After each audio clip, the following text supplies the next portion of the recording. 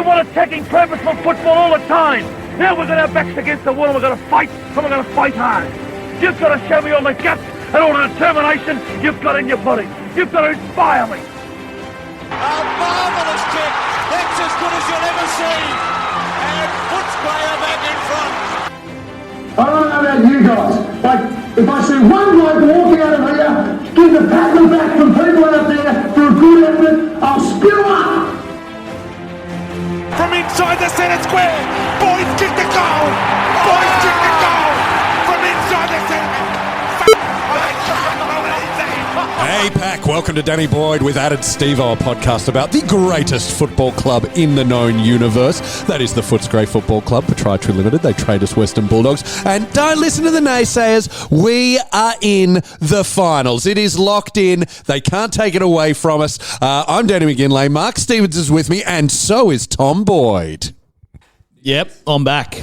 The curse that never gets lifted. Every time I come on this show, I feel like we lose. Well, I mean, that's just law of averages this year.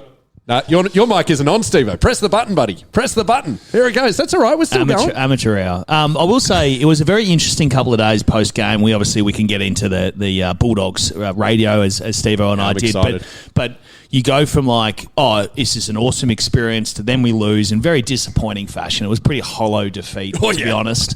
And then you go, all of these like things pop up on my Instagram. Like, the Bulldogs are in the finals. I'm like, okay.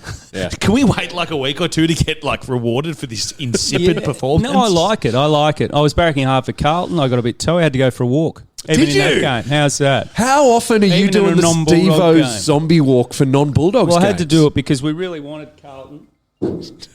And that was my phone going off. I just threw it away. But we really wanted Carlton to win, and it's great. We can relax. 2 weeks off. We can 2 weeks off. 2 weeks off. I'm not sure the coach sees it that way, mate. I'm trying to say that we can, loosen up a bit. Play the kids. The last game, perhaps rest players if need be. Yep. This week we can illegally rest them.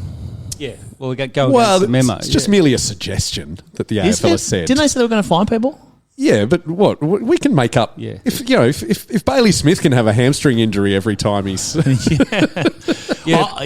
do think it was very interesting from that point of view that like this is the new world with the wild card teams, where so many more teams are sort of in contention towards the end of the year. And I think to its credit, it's enhanced some of these rubbish games to mean something. Yeah. My fear is that we go into just 2 weeks of rubbish finals, right? And you got rubbish teams playing against each other. I'm more positive about it. Because it's a nice change. But it's hard to qualify. So you've got to celebrate as a Bulldog. Absolutely. Not every year you can sit in a final, particularly 2 weeks out. We normally wait until the last game, or we're hanging by a thread, or just sneak in. We're in. Exactly. Let me ask you this though: so if you're a board or you're a CEO or whatever, you're an executive and trying to grade your team for the year and all of that sort of stuff that they do every year, have we improved or not? If we still make finals but we go down in 2 positions, what does that mean? What if we win a final and all of a sudden we get to 8th? Like, depends how tenable my position is with the board. Yeah. Well, I think if we say go to Adelaide and win a final, then that's a successful year. And then we can get on a roll after that. Because Adelaide, I'm just thinking positively now. Adelaide have to play to the line to try to get out of the wild card area. They're more likely to finish there, but they'll have to try hard their next 2 games. We can not manipulate, but just time our run, freshen up, and then perhaps go to Adelaide and have a real crack at it. Because it is looking like, for those who haven't done the ladder predictors, it is looking like we will play Adelaide in Adelaide, and we have never beaten Adelaide in a final. We have never. We've played them 3 times, all of them absolute heartbreaks. So they're due. So we are absolutely due. One was the Taylor Walker, beautiful pass. I remember that came up a few times. This week it was back. I didn't need to see it again. He crossed the ball in the last minute or so to win the game. 2015. That's when the Talia brothers leaked the game plan. Yeah. Don't you remember? For those who don't remember, that was overblown, Danny. How dare you? No. Well, what impact did that have, Tom? Well, that's a good question. Something about a defensive forward, I think, was the only thing where they basically said, we're going to play a defensive forward on maybe Brodie Smith or something. I think that was the heart of the issue, and then that specific role got leaked, and then they were ready for it basically. So something I think it it's is an edge something. on the way. It might be a goal or 2. We only lost by like 5 points. We started the game well. We're up by 4 or 5 goals. I reckon Mitch Wallace started the game Cranberry was well. playing well. Yeah, we had a bunch. Yeah. Anyway, let's move on from that. If we move on, but I think if we'd gotten through that game, this is a big call. I think we could have won the flag that year. Oh, absolutely. We're a good side. You just jogged my memory. I saw that game at the MCG that we lost. I saw Will Anderson, friend of the show, just after we lost. And he said, very ironically, he said, mate, next year we're going to win it. And I was just like, yeah, Will. Next year we're going to win it. Yeah. We did. We did. What was the third final? Obviously, I remember the 97, 98, 15. Oh, 98 was that was worse than heart. That was just rip your heart out. Yep. Just never in the game, really. Yes. But 97, people were leaving at three-quarter time to get their grand final tickets to queue up as you used to have to do out at the kennel, the Whitten Oval. I saw people leave and say, look, I'm heading out there now. Yeah, we discussed it. They got onto Footscray Road and everything had turned. Yep. So it's their fault. They jinxed it. Yeah, it's the truth. You can't do that. Yeah, absolutely. Yeah, wait till the end of the game, guys. Yeah, but I think would be a sign chance. us to sound. Yeah, we've got to be positive. In final, I was just talking to someone else about it today. There's an air of negativity around the Dogs. Very at the much moment. so. I think we need to break that. Damn straight. I love that. Let's do that. We're in the finals. We're finals in bound. the finals, people, and we cannot drop out. We cannot This drop is out. coming from the most negative person I've ever met in my life. Oh, yeah, Mark I know. Stevens. Tom, come on. Mark Stevens dead set. Like, if you've ever seen someone who's trying to hold in a spew, that was Mark Stevens on Thursday night because he really wanted to go for a walk and he couldn't because he was on Dogs Radio and he's just sitting there shaking. That was actually good therapy for me to have to sit there through it and even try to be funny and laugh. Because trauma exposure therapy. Yeah, but it actually made the game go really quick. It went so fast, So fast. I disagree, but sure, you guys. When you have to fill, 35 minutes 4 times in a row, plus the breaks, it went fast for us. But we had some really good feedback on it. This is the SEN experience we had, Dogs Radio, which is historic. As I said, it was like TV starting in 1956. It was a big moment. That's what I had to sell it as. And we've had some good feedback. A lot of people on social media saying it was a horrible night, but I laughed so much. That's good. Yeah. That's what we try to make people do, Danny. Well, I was saying earlier, the thing that I took into it was after doing this podcast for 5 years or whatever it's been, having it's all well and good to have the fan experience, and we did a lot of that. But we also had a premiership backline coach in Rowan Smith in there to give us a few actual pointers as to what was going wrong down there. Except for a couple of players who were going, okay, there was some pretty shaky periods of time in the game where we're like, Bubba, what's the coach saying? What's going on at the moment? Are they changing things? Are they just accepting that this is the way it is? And I thought he was a real sort of fresh air of insight at that time. Yeah, he was outstanding. And we had Matty Donald. It was his first ever AFL game that he called. He's from the Salty Dog podcast. Yes. He's opposite. You can't mention that, can you? No, we can mention that. We're a broad church. He asked me to come on a couple of weeks ago, and I just... I don't think my non-compete clause can work. Yeah, that's right. So I've had to ignore him at this stage. I thought you'd be totally offended if we were. No, not at all. I mean, are we the number one or they? Of course, we're number one. I assume. I think it's by a bit of daylight after us. Right, but poor old Matty was excited. He had his chinos on. He was all dressed up. He had the ICI, and he ripped his pants. VAFA commentator. VAFA commentator. And I reckon it was the night of his life. Yeah, he was just beside him. He really did, and he called the game well. Yeah, and I will say you could tell. I mean, play-by-play is much harder than what we did, right? Sitting there heckling and hosting it's not that hard. But you could tell as he went into the game, he was quite anxious and ready to go. And then the first sort of sentence, we are in Bridge Road, guys, so this is what happens. You ready? You won't sell much ice cream going at that speed. The first couple of sentences, you could hear the nerves, and then he flowed into it really, really well and sort of came into his own, which was great. Yeah. We couldn't have done it without him. No, I think it's the way of the future, Danny, the club radio. I've been saying this for years. I always said I would love, especially with cricket, this is my idea, there should be 4 commentaries in cricket. You should have the one that's biased towards Australia, one that's biased towards England, one for the massive cricket nerds, the statistician V-neck pullover crowd. Yep. And the then swamp equivalent. And then I want the commentary, and this is the one I want to do, for the people who are watching it with their begrudging partners who aren't into cricket, and you have to try and entertain the other people. Yeah. Which one do you go on, do you reckon? Oh, the other, definitely the last one, mate. Definitely. I think the time's over where you can get a straight call on TV, obviously. Yeah. But do we really need a straight radio call? No.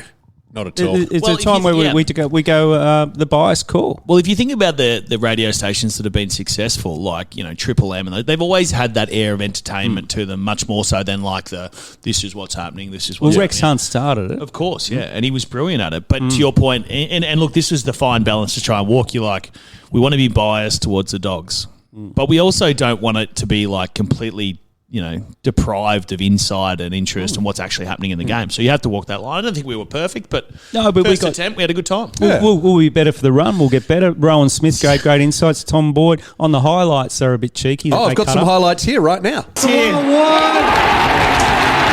just these tiny little mistakes. Tiny little mistakes that are costing us. Wardlaw's been good for North, hasn't he? He's I'm a not good sure player, who that is, and he's tough. It's frustrating because North don't need to win. They're just a nuisance. Yeah, and they're no good. They could have just rolled over. But see, I'm not worried, Stevo, about playing in the wildcard round. I'm worried if we're going to win it. He's kicked it to the advantage. Well, I will say, Stevo, the thing you didn't get in the highlights there is that Stevo's job as host was to start every time that he got thrown back from the ads. He missed 3 out of 4 for the game. He just sat there like a deer. Were you the anchor? I was the anchor. Oh, no. But I needed my man, Brooksy, in the back there to give me the proper sign. And it was just, we're all a bit relaxed. But it was all part of the fun in the end. But I only found out I was hosting the show that day. Yeah, right. So but that was easy. When did it all? When did the origin of this happen? When were you first contacted? I think Tom's management was contacted a couple of years ago. It's been in embryotic stage for a while. I mean, he's a high level than me. Definitely not true. I got a text message at some stage, and I could probably find it, but probably 2 or 3 weeks ago, they want to go and do this. I'm like. Yep. I'll do most things in this world once. I remember getting offered the Spuds game thing, and you go, "Oh, geez, it's a big step." You go, "You got to have a crack." Absolutely. See how you go. And likewise with this, I don't want to be a play-by-play commentator. I don't want to do footy every weekend. I want to see my kids. It would be nice, and that's a big problem with regards to doing the footy. And also, by the way, trying to work at the same time is almost impossible if you're doing 2 or 3 games a week. Yeah. But really, really enjoyable. And I said to Steve, we'll do it 2 or 3 times of the year. And then Steve goes, yeah, but we can't do it too many times because otherwise we can't drink whilst we're watching the game. And I said, it's probably like, in all seriousness, the people go, how did you get over like the footy, trauma of watching all this stuff and being so into it? And how do you enjoy it as a fan? So I just started having a couple of beers at the games, to be honest with you. Yeah. It makes it so much more relaxing. Yeah, I enjoyed it though. I do it every week. I did miss the Top Dogs though, Danny, and I heard your special guest was there, the man from Sweden. We had so we had Bailey Dale. I spoke to Simon Beasley, but yes, Frode Jernhardt, our super fan from Norway. Norway. He actually lives in Florida. Same thing. He's in town, Boydie. He wants to. I've seen photos. I would love to meet them. We're getting him on next week. How's that? Right. I'll book him in. Yeah, do Done. that. Jane, my wife, said that she met the man from they had a Miami lovely as well. Does he have a Floridian accent or a Norwegian accent? It is definitely skews more American. Yeah, right. Interesting. So is he tanned up Norwegian? Yeah, no. Does he look like that striker? Oh, probably tan. What's his name? Erling Haaland. Yeah. See, actually, compared to an average Norwegian, he does look quite tan. Compared to an average Australian, he looks quite pale. Yeah. Right, okay. So, no, I missed the Top Dogs, but it was a really good experience, Tom, and, it was great to be back in the radio. Now, we saw Nathan Brown. We saw Brown. He was play-by-play next door, wasn't he? For Triple M. Yeah. We should get Brownie on, actually, because he's telling me that 2 of his kids are Bulldog supporters. Really? He's a villain, though. Other 2 are Richmond. He did walk out on us, though. He did. I think he's still much loved. Okay. Do you think deep down Brownie would have preferred to be a one-club player, I reckon? No, he walked out on us. Before my time. Yeah, no, this is a well, I'll get him on, we can talk about it, but he's a villain in my head. But a genuine question, though, boys. You are terrible at pitching for people to come on. Yeah, he should come on. He's a villain. Yeah, that's fine. I don't want him on. No, prove me wrong. Yeah, well, we can have a robust discussion. Genuine question before we move on from Dogs Radio, boys. How many plugs for the podcast were said on air? My 2 co-hosts. You had one job. What'd you do? We had to sign an agreement, didn't we? Yeah. No cross promotion. What? Yeah, we're feeling for you, Danny. This isn't cross promotion. We're not a different radio station here. Yeah, I don't know. There could be. No, we didn't quite. We're focused on what we had at hand. Did the other guy plug his podcast? No. Okay. No, you might have plugged it for him though. In what way? I did. You called him the Salty Bulldog. Yeah, the Salty Bulldog. He's become well known. We're bigger than he's the grandson of Wally Donald. Yeah, we could have been even bigger if you guys did some fucking publicity. He's Wally Donald's grandson. Is he? Right, from the 54 grand final. From the 54 grand final. So he's got a good pedigree. So he's a Nepo baby. And here's me. Yeah. He would have said that exact sentence about his grandfather probably 75 times. But it was, The game itself, it was a hard one. North couldn't miss. But we bagged the umpire. I haven't listened back too much, but for the 5 minutes I did, there's a lot of umpire focus. Then I said that too. There's a balance of being biased, but not biased against the umpires, even though that is the fans' perspective most of the time, you know? Yeah. Well, I don't blame the umpires for us losing. There was definitely not. And look, hey, third quarter, they loved us. Yeah. There was that time Buku fell over and we got a 50-metre penalty. It was a bit sketchy for... we definitely didn't get the rub of the green for probably 20 to 30 minutes in that first half. It was definitely a bit like just ticky touch with a one end, and then you basically had to get mauled to get a free kick. Got his arm ripped off. Yeah, remember a few times. Arm held. He's trying to mark it one hand. There's still no free kick. But we were flat. And Riley Sanders, I think at halftime said, "Yeah, we started flat," which I don't think impressed Bevo too much because he said, "Oh, really? Did he say that?" No, we weren't flat. Well, they kicked 6 straight. So maybe seven it was staying on. We were flat. Sort of one of those, were the players flat or did they play flat? Doesn't really matter. But it was frustrating because we get it in, dominate early, bang, bang, bang, and then they get it out the back. Yeah. Yeah. And also, you know, like that, so that Paul Curtis, he couldn't miss to that point. He just, he killed us. And I did appreciate that at one stage, he took a massive hanger on the wing, which most people will remember. And my call was, after the fact, was probably higher in the back. Yeah, see, that's good gear. It was both. That's good gear. See, that's different to going, the umpires are idiots. Like, yeah, there was no negativity.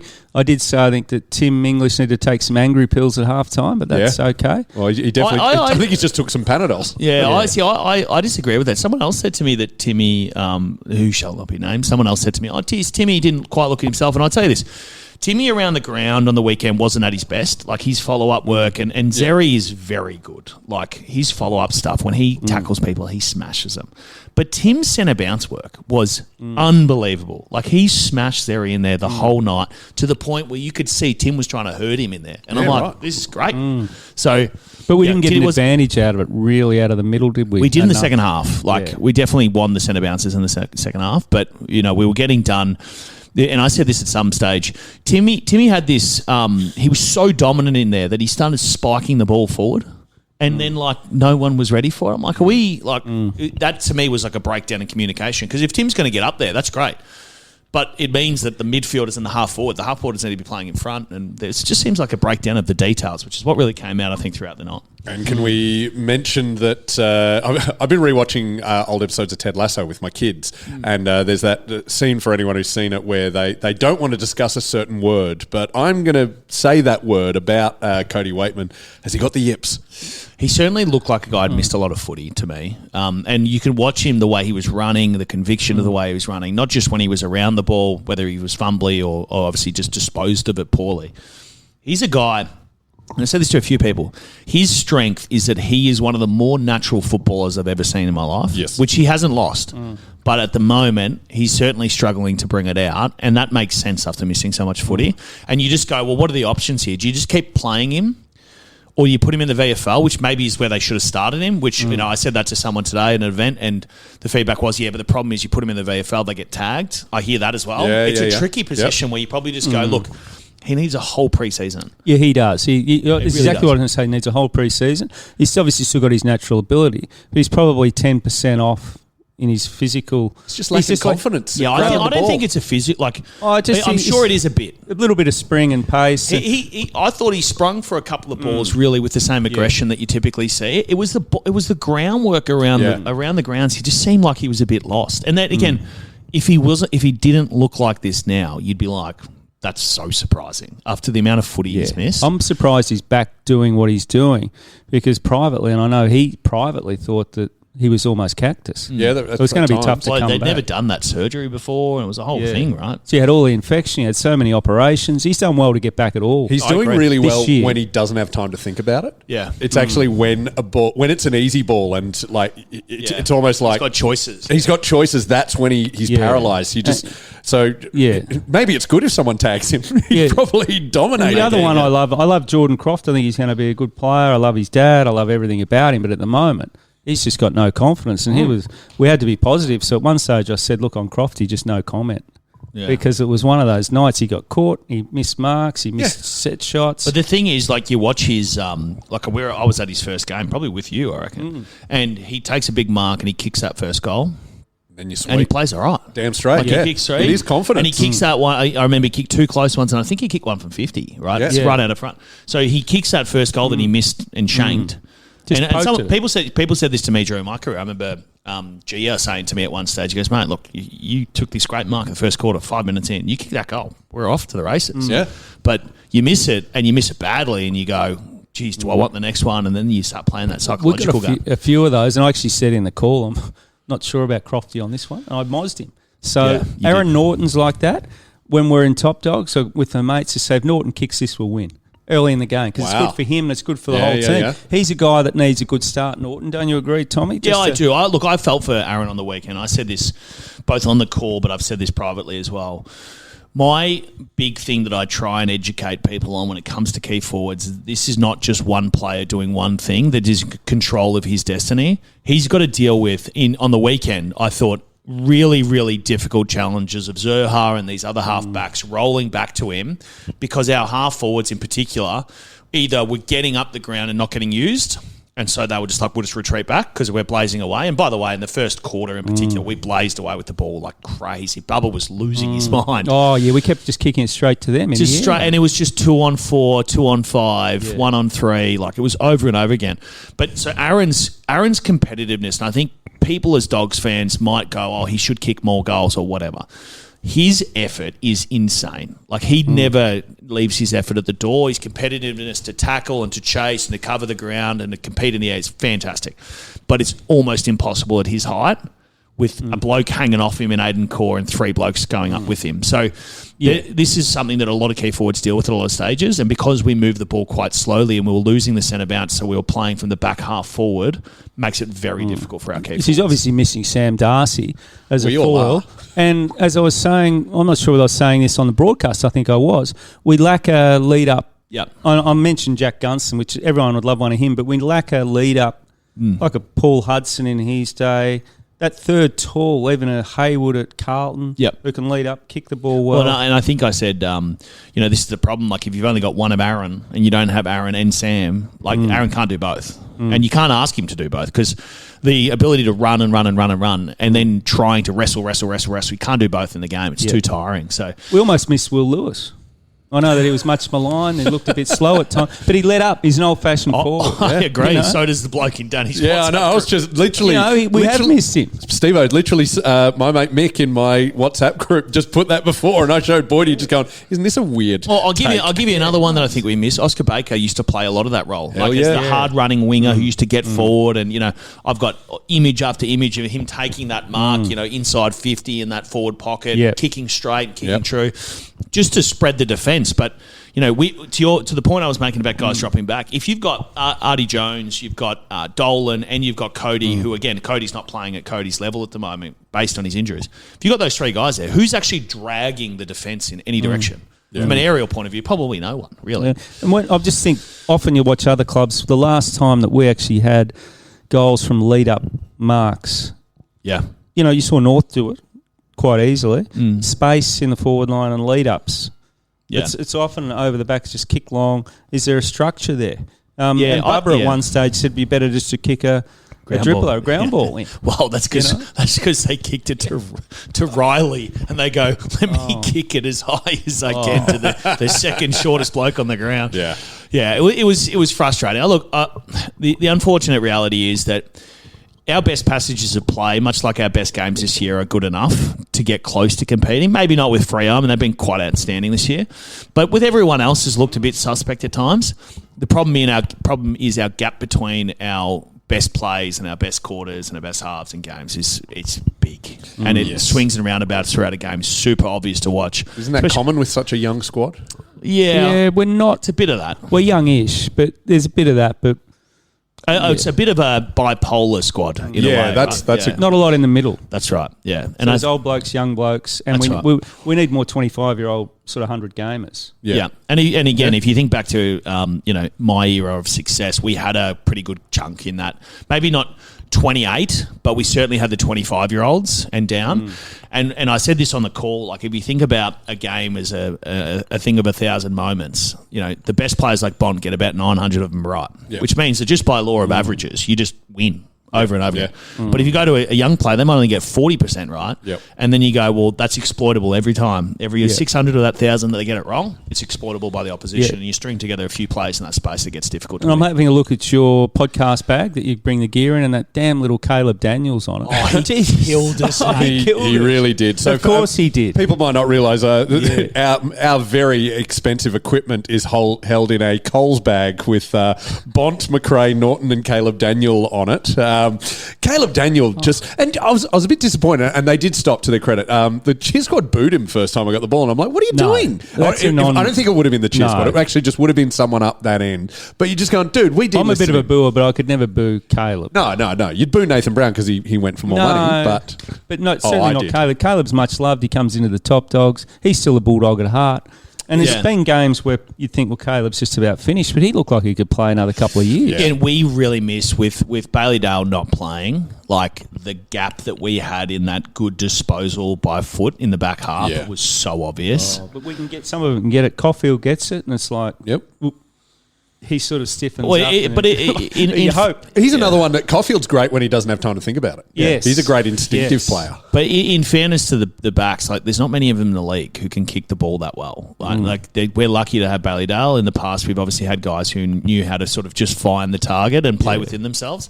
But in the game today, it's like to have someone who can actually get an advantage from the back half with their foot skills and the ability to kick the ball off the line and all that sort of stuff. Caleb, he torched us in the back half. He was great. If there's one play that we did terribly on, was their kickouts. We got absolutely smashed. Them kicking short, playing on, getting the ball to centre wing and then losing a contest. It killed us all night. Yeah, it was frustrating, but one positive, James O'Donnell, I reckon, has really improved. Fantastic player. We'd like two of him. He is potential, that third forward tall. I've seen him play forward. He can lead up. He's got skill. He can play on a wing. He kicks the ball well. He did it amazing on Larky. Larky was nowhere to be seen for almost the whole night. Lobby, obviously, I like back, but now he's probably going to have to go forward. Or go ruck. Or ruck. Timmy's out. Timmy's out for at least a week. Yes, he's going to have to go ruck. Lobby. I liked Buku forward. Yes, he was better forward, So we were excited when that happened. Yeah, so my mail on English is it's not as bad as maybe first thought. If the wild card was still up for grabs in the last round and we weren't set, he'd probably play. Yep. But I think he'll definitely play in the wild card game. As someone who's done an MCL, a small MCL, similar to what Tim sounds like he's got, the smaller they are, the more painful they are. And they're really, really crap for kicking because essentially as your leg comes through and you kick anywhere around the corner, and I don't know which leg it is, left or right. This is the left. It's the opposite of the one you injured. But it's either this is good news then. Yes. Is it? Okay. Yeah. Yeah, your kicking leg, it hurts like hell. Yeah. But also, to that point, the plant leg as well. So they're more painful because they get stretched, but they don't sort of separate the nerve fibres, was what I was told back then. Right. So that just means that Tim's going to have to deal with a bit of pain. Wigan handball. Will he be good for wildcard? Yeah, he'll play wildcard. Yeah. Yeah, so it's Will he be right? Boydie? Dr. Boydie? Oh. Well, Tim's a real confidence player with his body. I mean, we've seen that for a long time. So the question will be, can Tim jump as heavily and as, with as much determination and vigour as he did on the weekend? Mm-hmm. Maybe. But, just putting it on ice, it's probably going to be sore for a while, even though he'll be okay to play. We need him. And would you play him forward? No. No. We're stuffed if we don't have him playing the ruck. I think Lobby can... No, I disagree. But what's happening with our list management when every other team has got insurance? Hardened 26-year-old that can come in and Tom Campbell type. We need Tommy Campbell. I messaged Tom Campbell when he announced his retirement, just going, I hear you're going back to the Dogs. Yeah, we need some. But why wouldn't you have that insurance? Oh, I agree. I mean, look, take out the actual insurance function of it and look at it like, hey, well, if Timmy had someone who could actually chop him out and give him a break every now and again, maybe he doesn't play as much game time and maybe doesn't play as many weeks. Yeah, so I like that big Crosley that played for us. Yeah. With the great moustache. Yeah, he's a what bigger happened guy. there? Obviously, he's not slot, but he's. Yeah. I thought he suited us. Yeah, well, The way he especially went for the role that he was going to play. Yeah. Oh, look, the other one would be Jordan Sweet, who's not there anymore. Of course. No, that Braden Crossley, because he looked Footscray. Oh, he looked great. 1970s. He looked like Ian Rickman. Oh, Yes. I think he had a bit of work to do fitness-wise. Well, I know, Yeah, but still, he was playing well at VFL level. Yeah. You're right about Jordan Sweet. I mean, we tried to keep him, but but Bevo doesn't play 2 rucks, so he would have been running. He's too good for VFL. Well, that's the thing, and you can't. You just money alone is not going to do it. You've got to give people opportunity and a career. And Jordan didn't play bugger all, and now he's like 6'8" and jacked as. And was a much loved guy at the Dogs. He's a wasn't ripping fella. Yeah. he? Yeah. So is he it's a still loss. at Port? He's still at Yep. Port. Yeah. All right. And the hard thing is, like, to the defence of the club and the list managers and stuff, obviously they didn't realise that the rules were going to change again, so that there was likely to be this, like, opportunity. Having said that, like, again, to the insurance point, it's hard for me to sit there and go, like, ruckmen are probably as injured as anyone, just based on the combative nature of their position. And our other guy, Lockie Smith, the young guy, is out injured, so he's gone. And he's a guy who's good old-fashioned type, but he's not a jumper. So we're caught with another guy there who's not really suited to the modern game. So now we've brought in this Caleb May, who's a young guy, was playing in the Sandful, looks a handy type, but my mail is he's a fair way off. What about... So you're getting a mid-season player. Again, I'd go a hard body as an insurance, not a 20-year-old. cheap. Yeah. Yeah, It's so not a lot of risk. hopefully people are saying, will they bring in the Caleb May, but I'm not sure he's ready.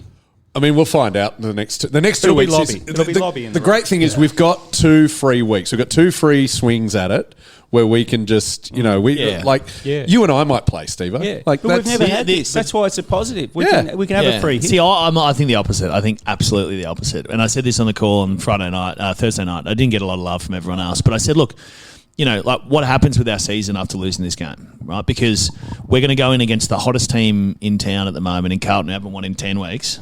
And then we're going to play. Haven't lost in 10 weeks. You mean? So haven't lost in 10 weeks. Well, they lost to Hawthorn and... They've won 10 or 12. Collingwood. 10 or 12, whatever. They've got a theory they on are that. on the ultimate interim coaching. Yeah. The Fraser freight train. But do you know what's going to stop that? Yeah. The Fraser freight train. Yeah, I've got a theory on Carlton, though. Oh, yeah? I like it. You What is drink it? your own bathwater theory, and I think there's a chance they might this week take a little bit in. Bit of the own bathwater. Yeah. And the Dogs, What, you they've reckon had because he was getting chanted, "We want Froze." No, it's just we want. look, they're happy with themselves. The media are saying, "Wow, look at he's kicking well. I did Cherry's hitting pitch targets on the banner, we offer Josh Fraser a job as an assistant. Right. But it got rejected. Yeah, Of course it did. Well, he's put his hand up on my way here. Oh, has he? So it's the least surprising story of the year. Oh, well, He's people in are the asking race. me, I think he's done it well, Yeah. personally. is this the first time that a team will face a club? So we always face a team after they sack their coach. Now we're facing him when they've signed their coach. Maybe. That happened to us in 2001, both against St Kilda. Round 1 was Malcolm Blight. Round 15 or 16, it wasn't too far off after they sacked Malcolm Blight. We had to deal with, who followed Malcolm Blight? Was it Tim Watson? Grant or was Thomas. it Grant Thomas, that's the one. Yeah. But I think the 10-day break's going to help us. Half a chance to roll Carlton. And I go with the bathwater theory. It's what Dennis Pagan used to say. You can't drink your own stuff. And Carlton will be doing it this week. Yeah. Well, but what do the fans think about the difference between taking part and being a part of actually what can go right? Like just being a part of the numbers for finals. Do fans want to be a part of the numbers, or would they rather actually not make it unless they're actually going to be competitive? Oh, you want to be there. I'm excited. You get your finals tickets. You're hyped What up. do you, in a scenario where you're like, okay, well, the comp's really strong and this team's going to win by 10 goals, do you want to play in that final or do you not want to play? Well, you'd always rather finals than not finals. I'm just asking. It's a fairy tale. He's saying that I was negative. Yeah, well, exactly. I'm up on. My question is purely, I think there's been a bit too much negative commentary about us this week because I do think it does take. We have won a lot of games, right? And that's something. Yes. We have beat good teams somehow. Last year we couldn't do I know, that, so we're which is- beating good teams. Yep. But isn't this the infuriating nature of the Bogs? The Bogs. The best on grounds for the last Absolutely. 7 years, which is like we are either there or not, whether it's, as we said earlier, mate. quarter to quarter, week to week, or year to year. Beat Brisbane in Brisbane, lose to West Coast at home. It's so exciting. so crazy. Yeah, but we've had Never a know. tough draw too. So Mate, yes. Is that a we've factor, had the worst Boydie? draw. We've had the 3 easily toughest draw. We 6-day played all breaks. those 3 6-day breaks. Look at the top of the ladder. Freo, we've played twice. Hawthorn, we've played twice. Sydney, we've played twice. Yep. We're about to play Melbourne twice. Yep. And only Brisbane once, but 4 of Adelaide those. twice as well. Adelaide twice. Yeah. Nobody else has had that. Nope. So we've got to be positive that we got the 3. 12. Anyway. I would say the grade of a draw before it happens is a better conversation to have. After it's happened, you can't go back and go this team was actually playing we played Carlton before the year. We go, this is great. Now we go, not ideal. Yeah, of course we can. As in, but Yeah, we can. But we would say it's a hard draw by playing Carlton this week because we've got Carlton and Melbourne, 2 of the better teams at the moment in the Yeah. comp. I In the know. start of the year would have been Yeah. we've got the easiest finish. It hasn't fallen our way at all. And we got Freo when they needed to win over there. So, no, it'll be... Look, I think we can beat Adelaide over there. I've just got a feeling. That's if good. we play I like that. We've done it already this year. Well, they haven't Oscar won a Baker. final since Well, it 2017. Could be Texas' last ever game if they do. Good. They got a bit to play for, is more my point. Yeah. But they haven't won a final since the prelim of 2017. I think my question is not, look, am I going to watch the last 2 games of the year, cheer the Dogs on and go, let's play in a final and let's win? Absolutely. Yeah. I'm sitting here going, where do we go from here? Because it's a really weird position to be in. And we've kind of been here for a few years where you go, we've got 3 or 4 to 5 of the best players in the competition. Yeah. And then we just seem to have this revolving door in the middle where we've got a couple of guys who've really stood up. I thought Matt Kennedy was quite good the other night. I thought he had a real He was crack. great. Yeah, he had a good I thought Oscar Baker's had really good moments this year and last year. Got to get him back. There's a few guys you're like, what? Or James O'Donnell, he was brilliant the other night. And again, I'm not critical that he's not going to be good, but he needs help down there. He can't be on Jeremy Cameron. He can't play on him. He's a third tall, ideally. I think he's probably better off, honestly, playing on a proppy ruckman down there, personally, because the ruckman aren't as good at manipulating space as a forward. So you just get him jumping over the top and punching the bejesus out of the ball. That's what he does. He's a good spoiler. Bramble's been all right. Yeah, and he was okay. He hasn't as missed well. a game So- since he came. No, he So hasn't. we've got these guys. We've got enough guys in there who are going okay, but we just you go, well, where do we find? It's not like we're trying to find 5% to me. It's like we need to find 15, which is the scary Well, part. Butters is 10% of that 15, if we can get him. Well, it sounds like I've seen him in. Oh, it looks like I've seen him in every single opposition jumper. Look, I'm in the still league. I'm still confident. What I am hearing is the Tigers. What? Murmurs about the Tigers. That's Right. all. I'm still confident. Mate, that we're was in just front. on the couch last night. No. Jack Revolt was just pitching No, that it's they're going not to win a Jack flag in Riewoldt. 3 years or They something. did say that last time, and it worked. Yeah, they did. Richmond came out and said we're going to win 3 by this time. They won 3. Sure, but Boydie, you worry that we're going to limp into finals and not do much. Do you know what that reminds me of, Stevo? How I felt at this time 2016. Yeah, feelings and reality We are very were- different things. So Hey, that's what no, I'm saying. they're not. Oh, yeah, It's entirely The world is reality. all about Yeah, feelings. we were cooked. We had to go to West Coast. Absolutely, who are in red hot form. Yeah. And, we had so many injuries. We were talking about West Coast of the weekend too, because Jack Darling managed to pop up and kick a few. On the Oh, league. mate. And actually, we saw him after the podcast here last week. I we should have record- headbutted him. So that You would've lost. did happen. Stevo and I drove him back to his office, and we saw Jack Darling on the street out here opposite the spready. just as we were driving. So, if we get out of here and we see, Nick Newman, we're doomed. Well, the trouble is that Mark Pitternet lives just around the corner. Oh, no. So if we see him, we're absolutely At rude. this rate of the game, based on what we've decided on the ruck, he might have 100 hit outs. I was really impressed with Pitternet in the ruck the other night. Yeah. He was extreme. He went forward, kicked goals. It's interesting. Suburb Richmond, I think, per capita, has got more AFL footballers than any other. They can have it. But they all. Come on, Albert Tom. Park, sure. Port Melbourne is where that little Oh, Port Melbourne. Not many of us left in the. there's a southern lot in part. Richmond. Okay. We got the Wizard. No, All got right. a few of the see around here, the trendy types. They live up in Brunswick and Oakleys. Yeah, right. We got Wizard Watson. We got Ginnivan. Yep. I They reckon. I now don't want to be around here. This is the life of an AFL media person. Oh, I know. Oh, You but see it Trying to everywhere. work out where everyone lives. Wait, but you see the Mason Cox used to wander around Coles here. You could see him across Oh, yeah. the aisle. Yeah. I know what that's like. Oh, do you know as it goes to my Coles now? This will mean nothing to you, Boydie, but Leonard Copeland. Saw him at Coles the other day. right. So He's exciting. a Northcote guy. He is now. Yeah. This is an ex-NBL basketballer. Him Right. and Andrew Gaze were dominant for the Yeah. Melbourne Tigers. And I'm not a huge familiar. basketball guy, but I'd I go saw him and I was stick it like, out oh my for God, it's freaking Leonard That's, Copeland. for you, that's another galaxy. What's that? Middle Park to Northcote. Oh, It's a different world. Mate. People said to me, like, have you ever tried this restaurant? I'm like, mate, it's ages away. And they're like, it's in St Kilda. Yeah, but you've got 2 kids under 3, so that's... No, they're under 4, but yeah. Under- Yeah, yeah, same that's the difference. Yeah, but I'm a creature of habit. you're a That's what- Lamaro's guy, and we're heading there soon, actually, for a winner's I'll lunch be there after the first chorus. The horse I'm involved in is won 3 here he races goes. in a row. He's got it in already. So Yeah, your pet horse has won a I don't know if couple they of... call them pets. No, it's won 3 in a row at I Caulfield. think that's No, probably no. opposite of what they He are. brushes its hair every night Yeah. as he goes to bed. Yeah, so it's become a significant horse. Your little pony. Yeah, it's become a What's good it called? horse. First chorus. It's won 3 horses in a row, races in a row, Metro at Caulfield. Yep. And it won it won a little race on the weekend. One on the weekend as Well well. done. So it was great. I ended up having to do an interview on racing.com after about 6 glasses of bubbles. 6? So, yeah. So we got through all right. 6 bottles? No, glasses.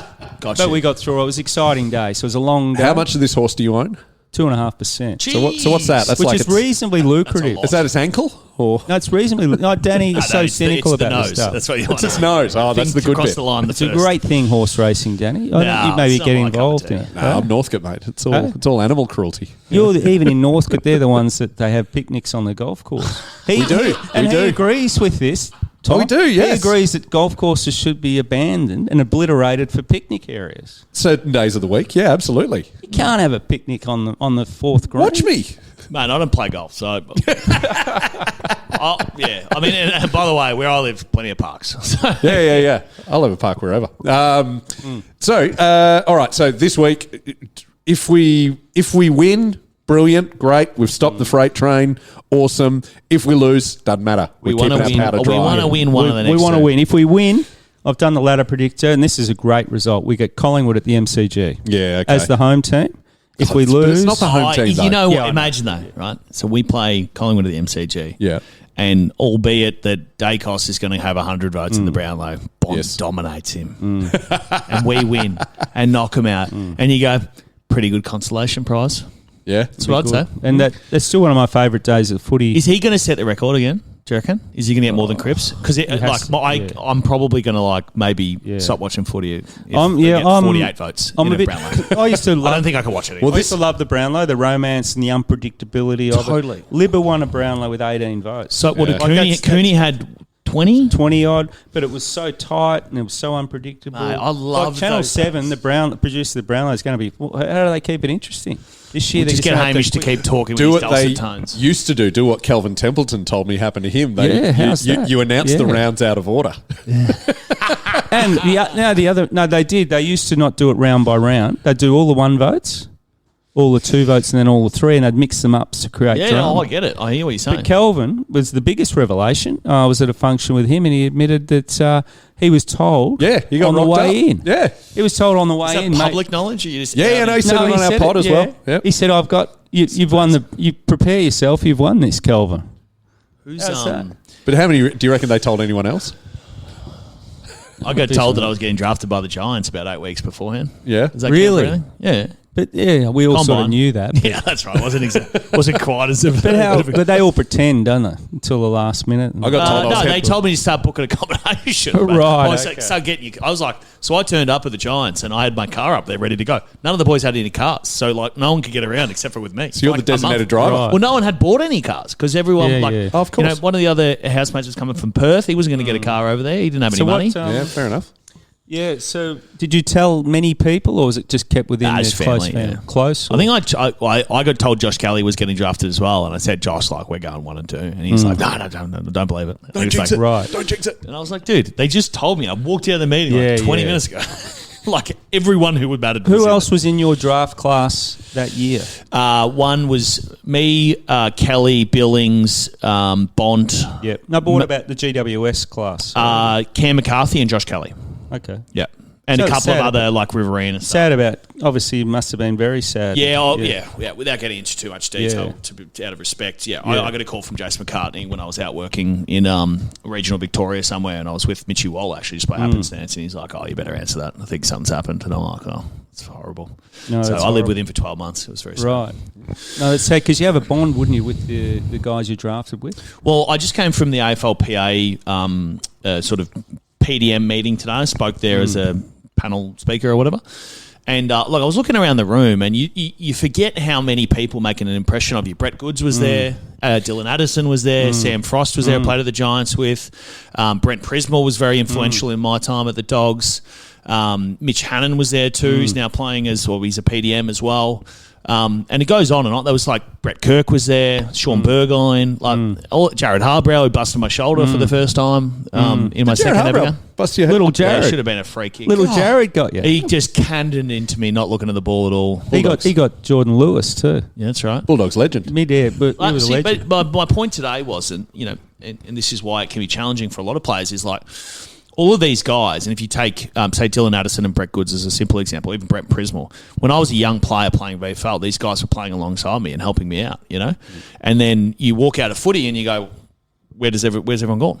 Because it's not like they magically follow you. As much as they're still friends, it's much of it's based on convenience and being around each other. So there's a lot of good people in footy. A few more on the paddock for the Dogs would be nice. Mitch Hannon was at the Dogs working. He was, yeah. Well, he's crossed now we to just the... yelled at each other, me and Mitch, in the VFL. Yeah.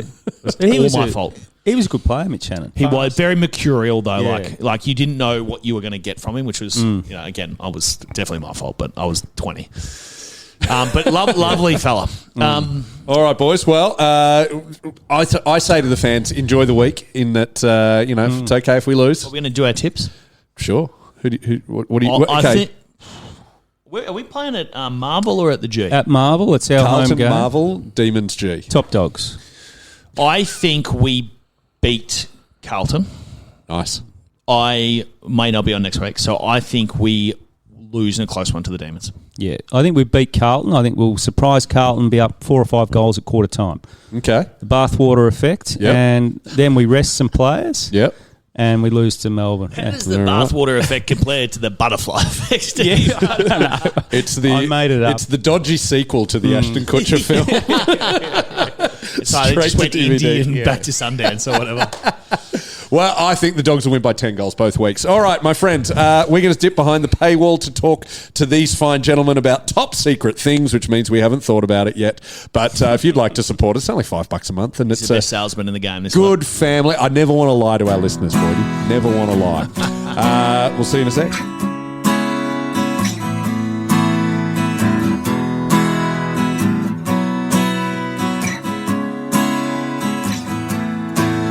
Gave my childhood to that roar of the red, white and blue sea, and the knowledge that you had two loves, the Bulldog boys and me.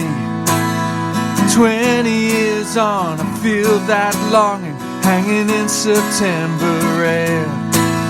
But the reason I go every week is to pretend you're still there. And they will find the glory one day, and I will throw it at your feet. It's a long, long road they're running for you, the Dogs of Footscray streets.